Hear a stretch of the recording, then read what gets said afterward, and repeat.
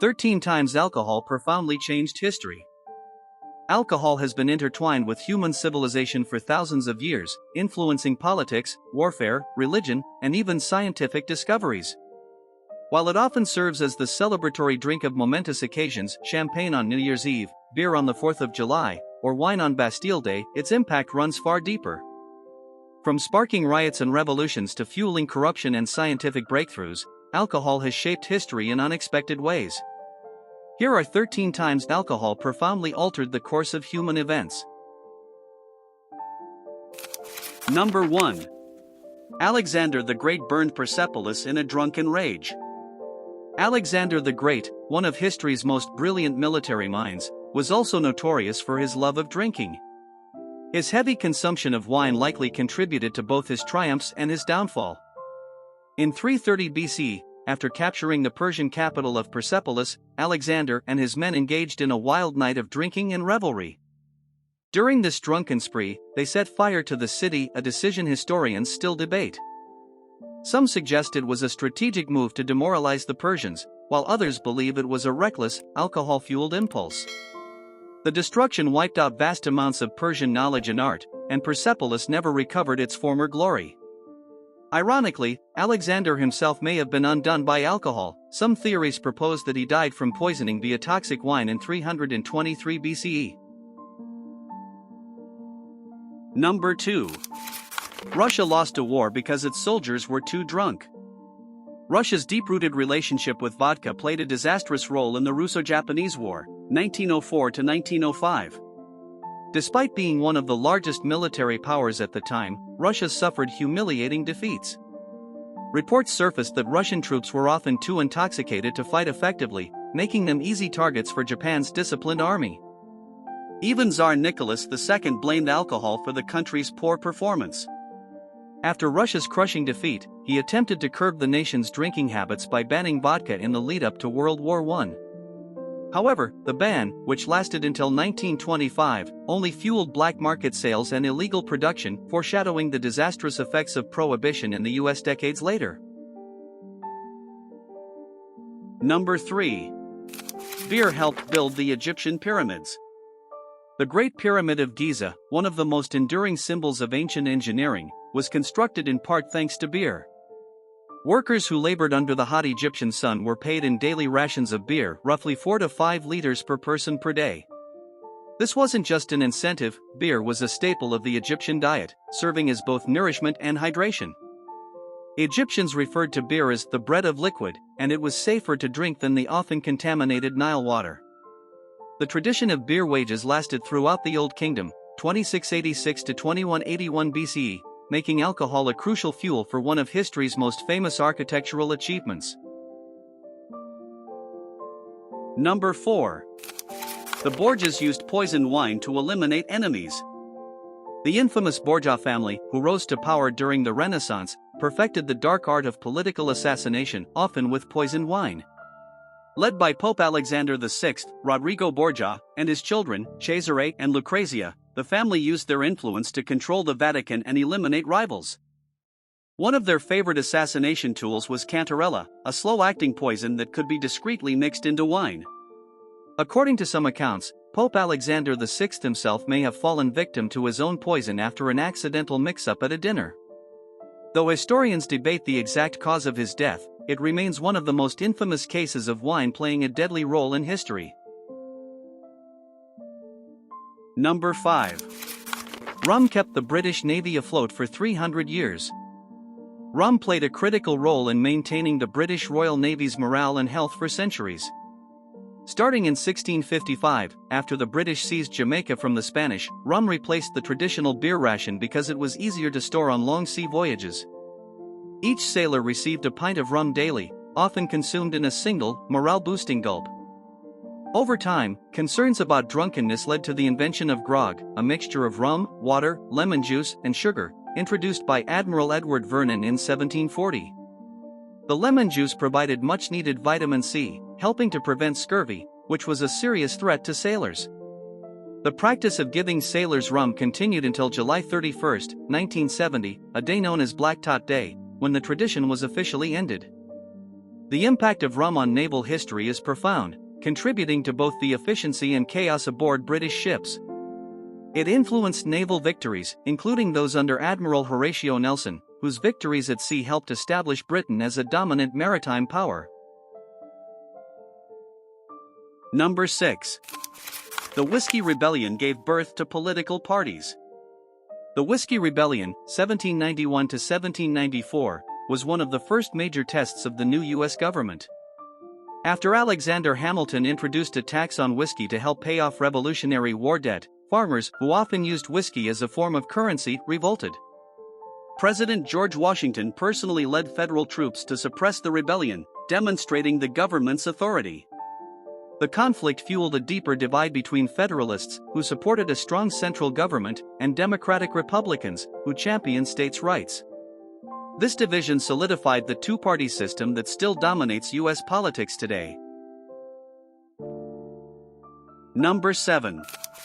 Russia adopted Christianity partly because it allowed drinking. In the late 10th century, Prince Vladimir of Kiev sought a new religion to unify his people. He considered Islam, Judaism, and Christianity but ultimately chose Eastern Orthodox Christianity partly because it did not prohibit alcohol. According to the Primary Chronicle, Vladimir rejected Islam with the statement, "Drinking is the joy of the Russes.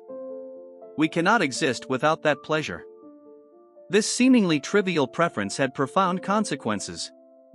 By embracing Christianity, Vladimir aligned Kievan Rus with the Byzantine Empire, influencing Russian culture, law, and art for centuries.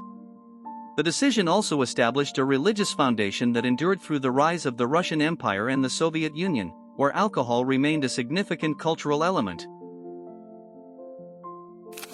Number 8.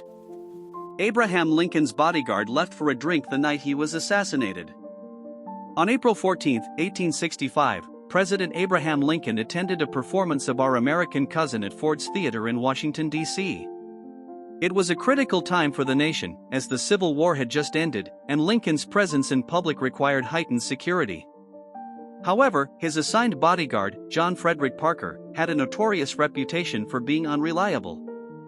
Parker had been reprimanded multiple times for drunkenness on duty, sleeping while guarding the White House, and even visiting brothels while in uniform. Despite this, he was still assigned to protect the president that night. Instead of staying at his post outside Lincoln's box, Parker decided to take a break and went to the Star Saloon, located next to the theater, for a drink.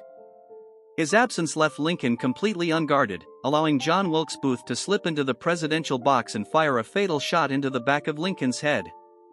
After the assassination, Parker was arrested but faced no significant consequences. He was later reassigned as a White House guard, a move that infuriated Mary Todd Lincoln, who blamed him directly for her husband's death. Had Parker remained at his post, he might have prevented Booth from carrying out the assassination, possibly altering the course of American history. Number 9. George Washington bought votes with booze. Before becoming America's first president, George Washington had to navigate the cutthroat world of colonial politics. In 1758, while running for a seat in the Virginia House of Burgesses, Washington faced an electoral system where treating voters to alcohol was a well-established tradition. Candidates were expected to supply large amounts of liquor to potential voters in exchange for their support, effectively turning elections into drunken festivals rather than sober democratic exercises. Washington, eager to secure his position, fully embraced this practice. He spent his entire campaign budget, 160 gallons of alcohol, to supply his voters with rum, whiskey, wine, and beer. On election day, his supporters distributed free drinks to ensure that local farmers and landowners would cast their ballots in his favor. The strategy worked, and Washington won the election by a landslide. This practice of buying votes with booze continued in American politics until alcohol was outlawed by the 18th Amendment in 1920. Washington's political career might have taken a different course if not for his ability to capitalize on the drinking habits of colonial Virginians. Number 10. Rum fueled the international slave trade. Rum played a key role in the transatlantic slave trade. Colonists in New England distilled rum from molasses imported from the West Indies, then traded rum for slaves in Africa.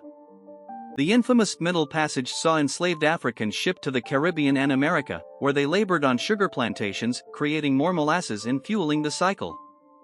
The U.S. finally abolished the transatlantic slave trade in 1807, but rum's role in this dark history remains undeniable. Number 11. The Rum Rebellion overthrew Australia's government. In 1808, Australia's only successful coup, the Rum Rebellion, was sparked when Governor William Bligh tried to restrict the local rum trade. The powerful New South Wales Corps, nicknamed the Rum Corps, arrested Bligh and took control of the colony for 2 years. Number 12. Louis Pasteur's research on wine led to pasteurization. In the 1860s, Louis Pasteur discovered that bacteria were responsible for wine spoilage.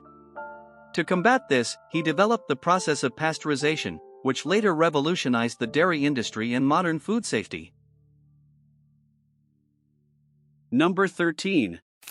Prohibition gave rise to the Roaring Twenties and organized crime. The 18th Amendment, which took effect in 1920, banned alcohol in the United States, but instead of curbing drinking, it led to an explosion of organized crime, underground bars, and lawlessness. The ban created a lucrative black market controlled by bootleggers like Al Capone, who built criminal empires by smuggling liquor from Canada and the Caribbean. Illegal speakeasies flourished, with an estimated 100,000 operating in New York City alone.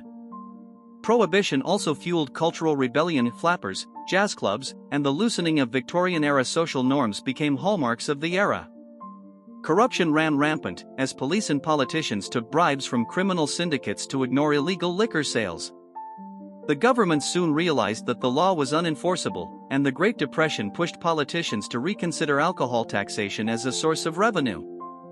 In 1933, prohibition was repealed with the 21st Amendment, marking one of the biggest policy reversals in U.S. history. The era demonstrated that banning alcohol didn't stop people from drinking, it just made criminals richer and the government poorer.